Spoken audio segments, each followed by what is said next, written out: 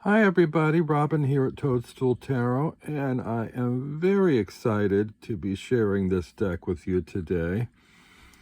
I discovered it quite by accident a few weeks ago on makeplayingcards.com. It's called the Mara Lunne Tarot deck, Maralunne. I think it's Mara Lunne. The deck creator is from Portland, Oregon. The deck comes in their wonderful silky cardstock on makeplayingcards.com. It's a 79 card deck. There's one bonus card, or interchangeable card, I should say, and 11 information cards. And it just comes shrink wrapped. Or you can buy it at Printer's Studio with a linen cardstock in a tuck box with a little white book, I believe. But I like this stock from MPC. I think it's their S30 Superior Smooth. These are the most beautiful back designs I think I might have ever seen for a tarot deck. And when people talk about soul decks, I recently mentioned that I thought I had a new soul deck. Now I'm beginning to wonder, can your soul deck be bumped off your list and replaced by one that you relate to even more so? I suppose it's possible, and I'm wondering if this is it. So, I mean, previously, I think I had said that Tarot for All Ages is my new soul deck. I still had some issues with it, though. The cardstock was not to my liking. I didn't care for the back designs. The cards are oversized, and it's stiffer stock than I prefer. And there might be one card in the deck that I'm not thrilled with the imagery on, and a few others that are a little bit confounding, but I do love the colors and brightness of the deck. This deck is very different. I don't know if there's a single card in this deck that I don't like, and I am absolutely in love with this back design and coloration, the color palette of this deck. Also, these flowers, whatever kind of flower this is, I don't know. This looks very similar to a flower design that is heavily used in the Tarot for All Ages. So I don't know if anybody knows what that flower is, if it's a real flower that exists. Let me know in the comments below. When I first saw this was the first example that I saw. And anybody who knows me knows that my personal significator card is the Three of Wands. And I fell in love with this particular design and coloration. So I went to look for a walkthrough. I found only one walkthrough online, absolutely loved it, and ended up buying this deck. Now, when I ordered the deck, I did have some trouble. It got delayed in the mail. I got an emergency update that there were some difficulties at the postal center where it was being held. They weren't very clear on what was happening. I knew after seeing the walkthrough that I was probably going to want a backup copy of this deck. And when it got delayed and I had waited and waited and waited and thought, oh, I might never get this deck, I might as well go ahead and order that backup copy. So if the first one shows up, I've got two. If the first one doesn't show up, I still have one, and I can report the first one lost and get a refund. Anyway, a day after I placed the order for the backup, I got an update, and the new one was on its way, and it arrived today.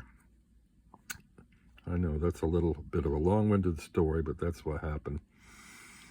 I think you'll be able to see these okay. It's a little bit close little tightly framed, but I want the picture as big as possible. The color palette is beautifully soft, and I love the sobering, what's the word I'm looking for? Solemn kind of quality of the expressions of the characters in this deck. I love the labels too. Tiny little labels on borderless cards at the bottom of each card with a small font, unobtrusive. This, of course, is the Fool.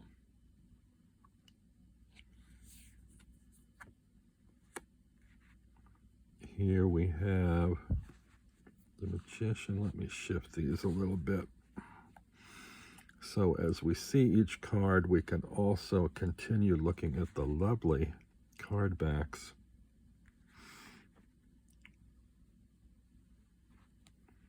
Magician.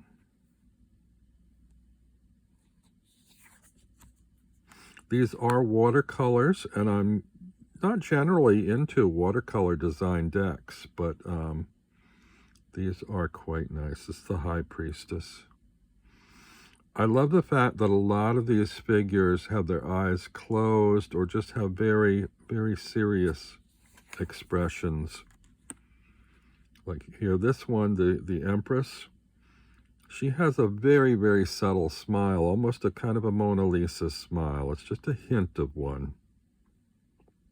Very kind of contented kind of nature. And the color palette in this deck is very subtle. This card, I had some, this might be the only card in the deck that I had a little bit of reservations about at first, because the Emperor, it's perfectly depicted, but it's so close and so large that it seems almost a little bit out of character with the rest of the deck. But in thinking about the Emperor, he is a rather imposing figure and sits squarely on his throne with perfect posture and a command of his empire. You also notice that the people featured in this deck, many of them seem to me, I don't know if this is some location in reality or if it's a fantasy world. They have the appearance of South America or Southern Europe, European ancestry.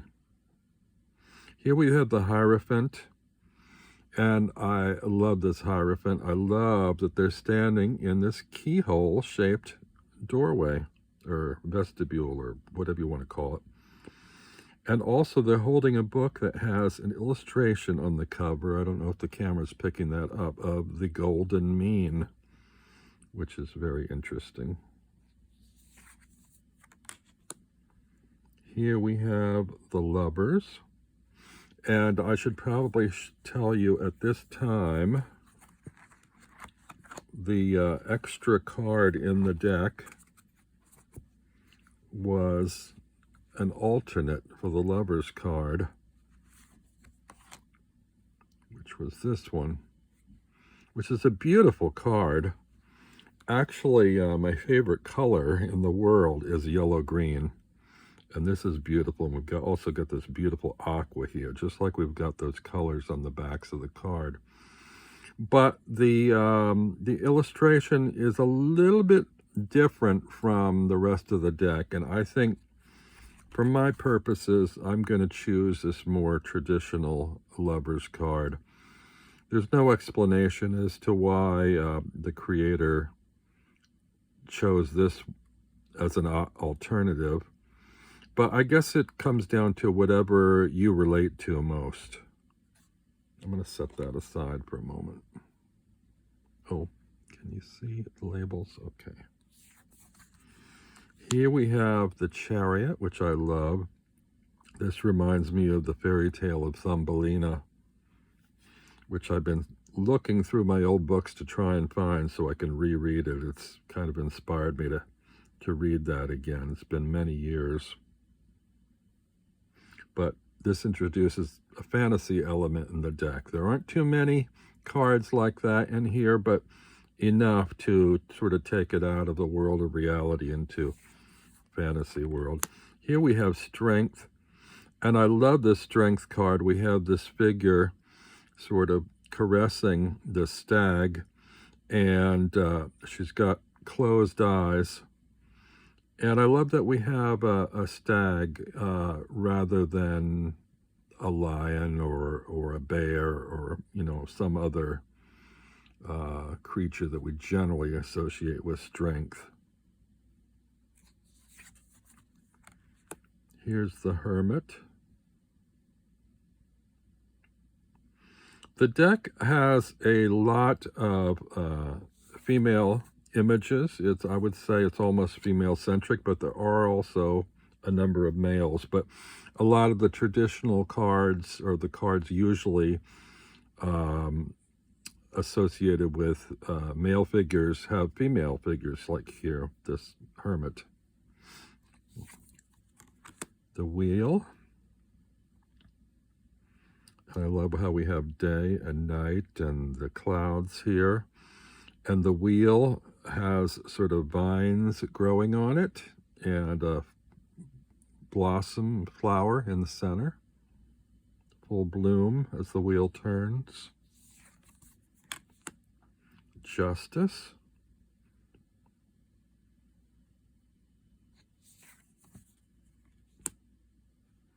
The Hanged One, as opposed to the Hanged Man, which could be either male or female. In this case, looks to me to be female, but could be either.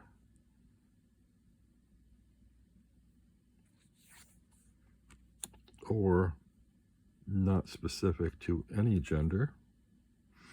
Here we have the Death card, and this is really interesting. You're probably not picking this up. This is kind of a dark black and purplish color.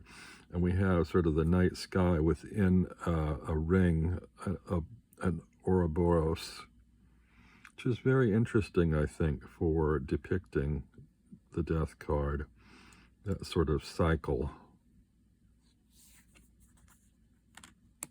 Temperance.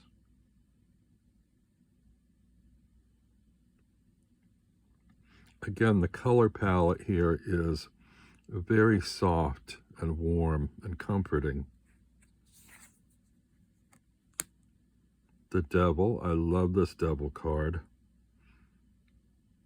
I love his clothing. I love his coloring, the wings, the background, everything.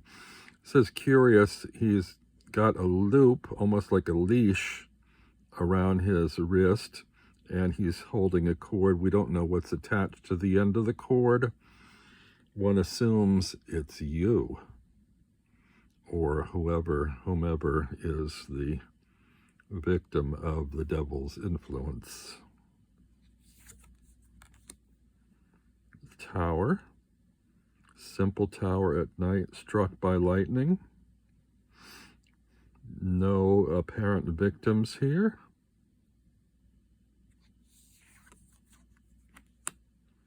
Star.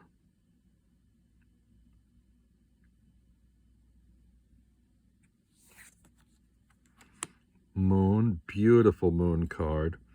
I also love how this deck sort of weaves in and out of physical characters to sort of symbolic or representational ones. Like here we have this two faces of the moon and sort of sleeping in the night sky in a way over water. So we have the sort of polar flow of the tides and the kind of eddying influence of gravity coming off the moon. Sun. Beautiful, sort of thoughtful, sensitive sun, inspiring this growth of plant life. Judgment, another one of our fantasy cards. We have a fairy here in a field of flowers, blasting a trumpet. We usually do see a trumpet, but this is a fairy rather than an angelic figure. And we've got butterflies in the sky, sort of fairy calling the butterflies to judgment in a field of flowers. Then we've got the world.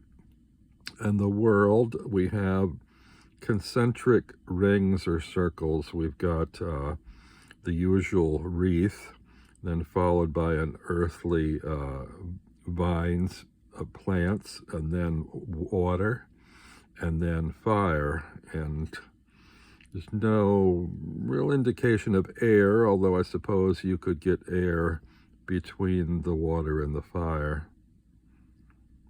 She also has a cape of the universe, stars and a moon on it.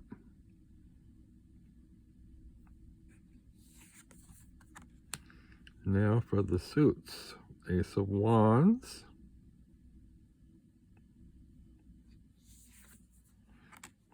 Two of Wands.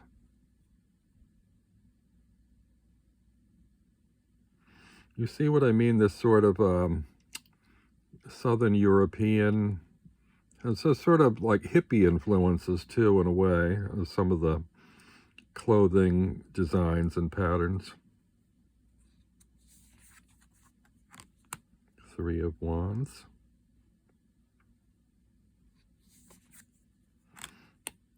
Four.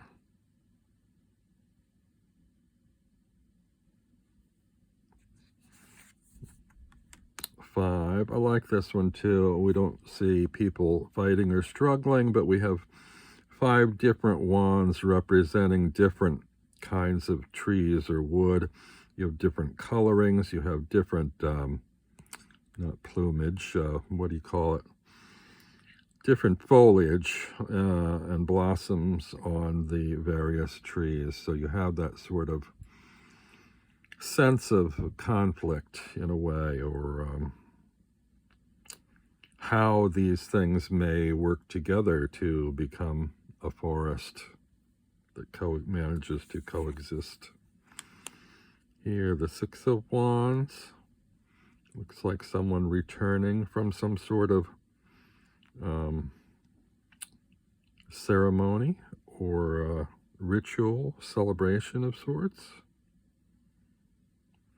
You can see how a lot of these relate to the imagery in the Rider-Waite-Smith system.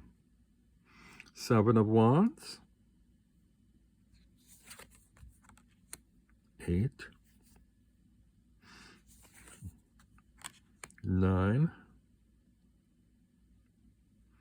Here again we have a figure behind a barrier. This isn't a full-on barrier like we usually see in Rider-Waite-Smith.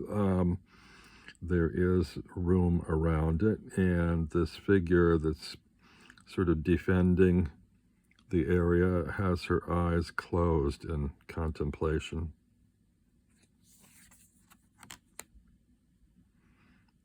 Here we have the Ten of Wands. Someone carrying a burden, but they seem contented and almost happy to be doing so. The Page of Wands. This is an interesting one because the wand here is held almost like a painting brush, but it almost looks like it's wielding a ribbon in, a ribbon dance or something. It's very, very interesting, though, I think. Here we have the Knight of Wands. Now, the knights in this deck are interesting. There are no horses, and they're not what we usually see as activity-guided wands. I mean, there may be some action here, but it's on a much more subtle level than, say, someone charging into battle on a horse. In fact, it might not be what we generally consider as a knight. I do love the colors and the designs and in the fabrics and the clothing, even in the leaf patterns on the wands. Excuse me. The Queen of Wands. Here we have an elderly queen with gray hair, which is a nice change. And a King of Wands.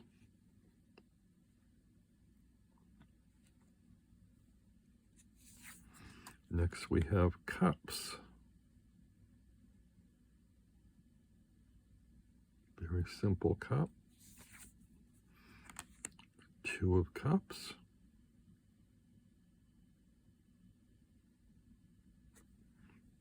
Can't see in the light here what color her hair is. It's blue. She has blue hair and a purple gown. And he has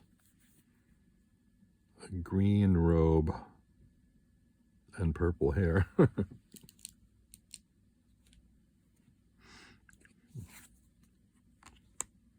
Beautiful little Three of Cups. This sort of varies a little bit from what we're used to, but I think it reads really well.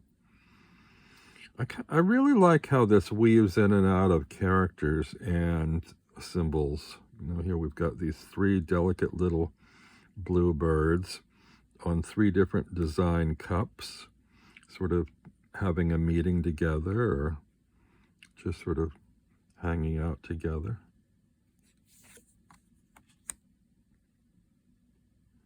Four of Cups.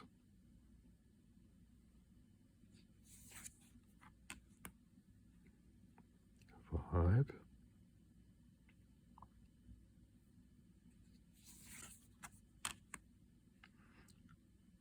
Six.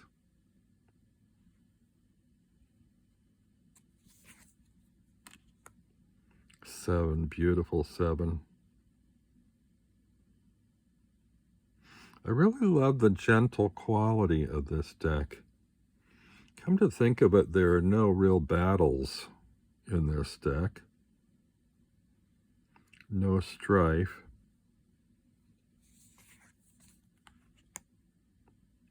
Eight of Cups, beautiful Eight of Cups. This has a very South American feel to me.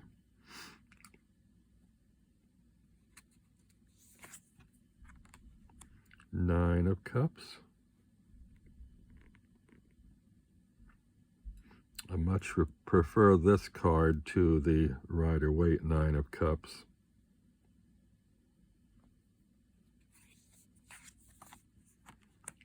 10.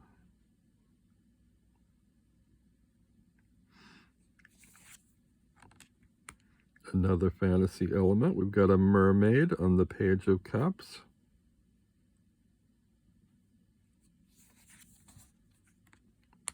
Male figure standing on the shoreline in the Knight of Cups. I love this sort of wave motif on his collar. Then the Queen of Cups is a mermaid.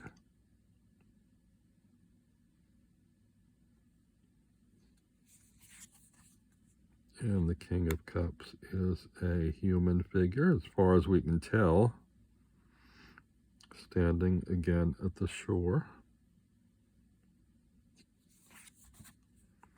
Now we have the Ace of Swords. This Ace of Swords reminds me very much of a Thoth deck image.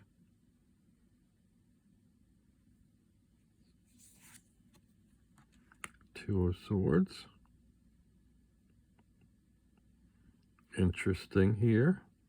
We usually have a blinded figure with the moon behind them. Here they are facing the moon. Although the moon almost appears here as if it's in the daylight sky, but still over the water. Here's another card, the Three of Swords, that looks very much like a Thoth image. But I appreciate here that we don't have the typical heart pierced by swords. We've got a growing or blossoming flower that's pierced. But we still have some activity, some action going on in the background that's not fully at peace. There's some stuff going on here, some energy that's not fully at peace, at rest. And speaking of at rest, here we've got a meditating figure rather than a sleeping one.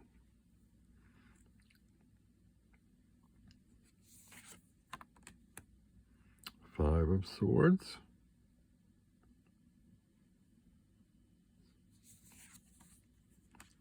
Six of Swords.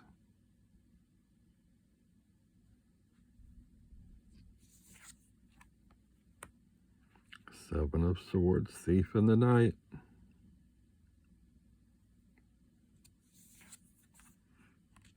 Eight of Swords.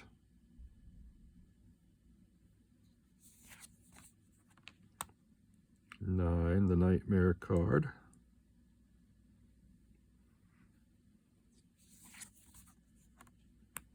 10. I also love here that we don't have a dead figure. We just have swords in the ground. I have to think a little bit about the circling birds overhead and what that might mean to me. We do have the sun on the horizon, which may indicate a sunset or a sunrise. Not sure about those birds. Could be either. Although, I think I'm more tempted to think of birds flying at sunrise than sunset, but I'm no ornithologist, so.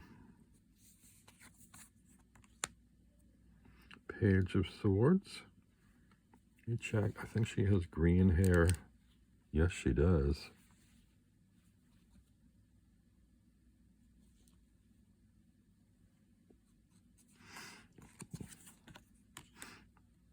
Knight of Swords.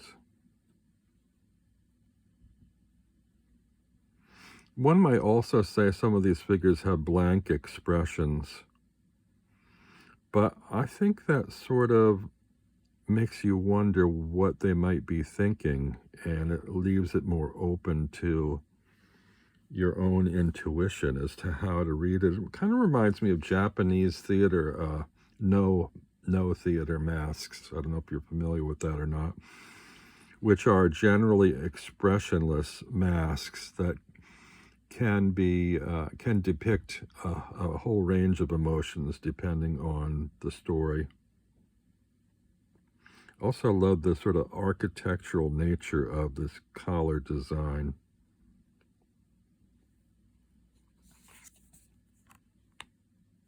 Queen of Swords. She's got feathers in her hair.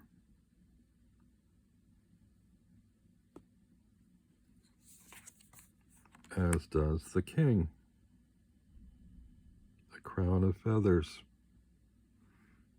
And his beard is braided. This is such a gentle deck. Then we have the Ace of Pentacles. The 2.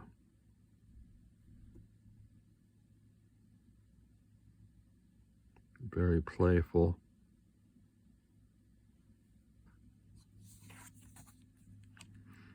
3. You have someone painting these pentacles or discs.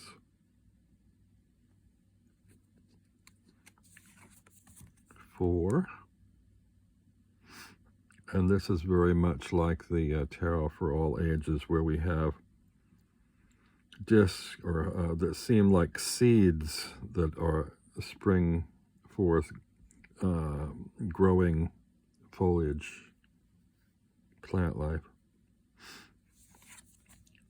Sorry, I'm stumbling a bit over my words today.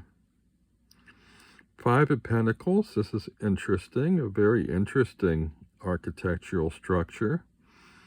Not what we usually think of as the church with the suffering poor folks out in the cold, but this one, because of the way the hair is blowing, it does seem like it's cold and windy outside, and there's a nice warm fire inside that may or may not be welcoming to this possible stranger.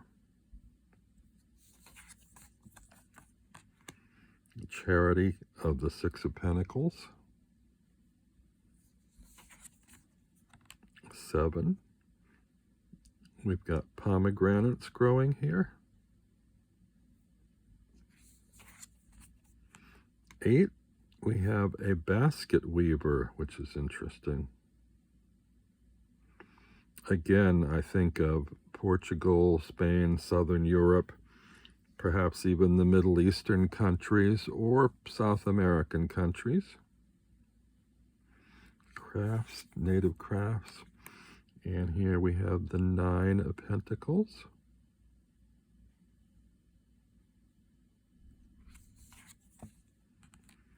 10, and we have what appear to be like Japanese lanterns.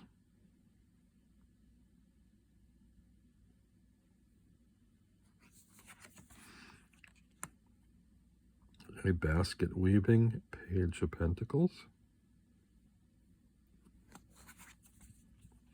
The Knight.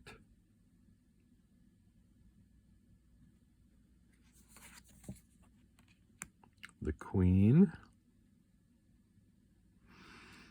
You notice here these antlers, and I don't know what to make of that. It relates back to the Strength card, but also I'm still puzzling through this. In the Tarot for All Ages deck, we have figures with antlers. I've been looking online for references to this, and any of you out there that know something about this, please post it in the comments. But as far as I can tell, this idea of antlers seems to relate to shamanic references in the Pacific Northwest, and also Celtic shamanism with the horn god Cernunnos. But we also have, again here, antlers on the King of Pentacles. So I don't quite know what to make of that in terms of the earthly realm and antlers. We also both have borders of vines radiating around them. He has energy radiating outwards like the sun from this basket or whatever it is, and she's got this spiral energy. Very interesting, I think. Anyway, I find this to be a very soft, gentle, and loving deck. I absolutely love it. And I'm hoping to continue to explore it. And if any of you out there have it, I'd be curious to know what your thoughts are on this deck, and any information you might like to share. It really is quite beautiful, quite enjoyable. I want to thank you for spending all this time with me today to run through this deck and listen to me ramble on about some of the images. It is, I think, a most unusual deck, and not typically the kind of deck that I'm drawn to, but I'm quite thrilled with it. So I'm going to let you go and leave you with that. Again, this is the Mara Lunne deck, and I wish you well until the next time we meet. Bye.